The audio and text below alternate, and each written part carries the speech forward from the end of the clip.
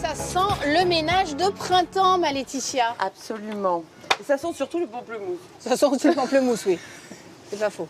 Donc, on est au printemps, on va se lancer dans le grand ménage de printemps. Et une des étapes fondamentales, c'est enlever la poussière. D'accord. Alors, enlever la poussière, pourquoi? C'est que, bon, déjà, il faut agrémenter son intérieur, etc. Mais c'est surtout, on a entre 2000 et 15 000 acariens par gramme de poussière. Parce qu'en fait, c'est le petit garde-manger. Et on est généralement très allergique aux acariens. Donc, le geste le plus simple... C'est pour ça que je ne fais pas le ménage. Je me suis dit... Je me dis, je vais le faire par mon conjoint ou quelqu'un d'autre. Je suis très allergique aux acariens. C'est totalement faux, c'est moi qui fais le ménage. Mais alors, moi, je fais le faire par mon conjoint aussi, parce que je suis allergique aux acariens. Ah mince, donc c'était pas une vanne. Voilà où j'ai ça, mince. Mais non, mais c'est très bien. Et surtout, pour motiver les troupes pour s'attaquer au grand ménage, je vous propose aujourd'hui de faire une petite poudre parfumée pour aspirateur. Parce qu'il n'y a pas de secret, il faut aspirer. Donc, grâce à une poudre aspirateur, on va pouvoir un petit peu se dynamiser. Attends, tu mets une poudre dans ton aspirateur en plus pour les acariens? Super. Voilà, dans l'aspirateur, ça va permettre par diffusion de parfumer l'air intérieur, mais on va voir que ça va nous servir. Et ça ne va pas me boucher mon aspirateur? Non.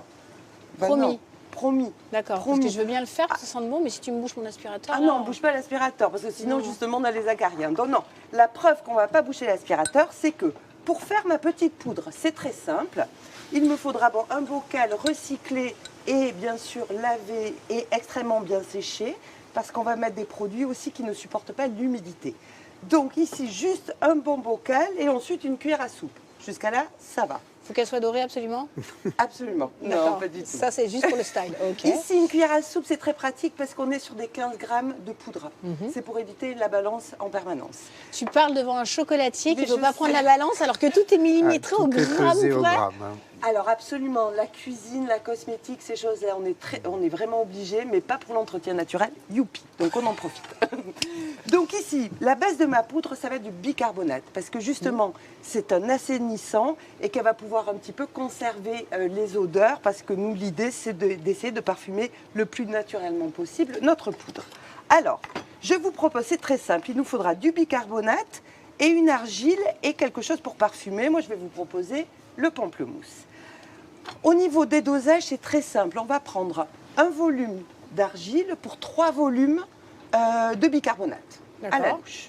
Donc ici, je vais décider que je vais mettre un volume d'argile. Donc ici, je choisis une argile blanche.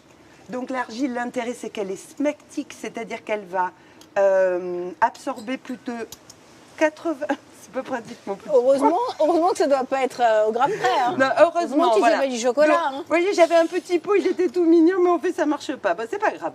Alors, voilà, à la louche, je vais vous mettre une belle cuillère d'argile. Vous imaginez si vous arrivez dans votre atelier et que vous avez un chocolatier qui fait ça à la louche? Oui, mais des fois, ça marche. C'est vrai, mais souvent, ça ne marche pas. Souvent, ça marche mais pas. souvent, ça marche. Alors, pour l'entretien, ça marche souvent. Donc, ça nous est Très égal. bien. Donc, ici, ma petite argile, pareil, elle va conserver les fragrances, les parfums, donc ça nous intéresse, mais aussi elle va pouvoir absorber, ça je vous en parlerai après, d'éventuelles salissures sur les tapis et moquettes. Très bien. Ma petite argile.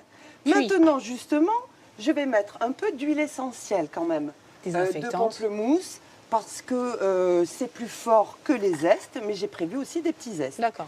Ici, le pamplemousse a pour intérêt majeur d'être dynamisante et donc elle générerait de la bonne humeur dans la maison. Et c'est très important pour faire le ménage. Mets la dose. J'ai mis à peu près 1 ml, donc 36 gouttes d'huile essentielle de pamplemousse. Là, je le mets directement sur mes zestes et mon argile. Et maintenant, je vais mettre le bicarbonate. Alors, c'est plus facile. Donc, j'ai mis une cuillère à soupe d'argile blanche. Je vais mettre donc 3 cuillères à soupe de bicarbonate. Alors à la maison, bien sûr, je vous invite à faire de plus grosses quantités. J'en mets partout. Hop. Là, je ferme. D'accord. Et je check. Très bien. Voilà, ça me permet de mélanger très aisément. Et de faire un peu les triceps. Absolument. Voilà. Absolument. Tout est pris. Donc ici, tout est prêt. Moi, je vous invite à la laisser idéalement poser 1 semaine pour que les parfums s'imprègnent bien. Ensuite, je vous invite à saupoudrer votre tapis parce qu'en plus, ça va le nettoyer. Les argiles étant spectiques, ça va absorber à peu près 80% de son poids en eau et en huile. Par exemple, j'aurais pu mettre de la terre de saumière. Dans les palaces, par exemple au Maroc, toutes les nuits, et on saupoudre les très beaux tapis de terre de saumière pour enlever les salissures. Ensuite, je le mets sur mon tapis, j'aspire, donc j'aurai nettoyé mon tapis. Et ensuite, ça va parfumer ma maison. Donc ici, c'est extrêmement polyvalent. On aime ça. Et surtout, on va avoir évité d'acheter de très nombreux produits du commerce qui génèrent de très nombreux déchets. Merci beaucoup, Laetitia. Je vous ai dit qu'on retournait ailleurs parce qu'on se déplace. C'est une émission. Allez, on y va.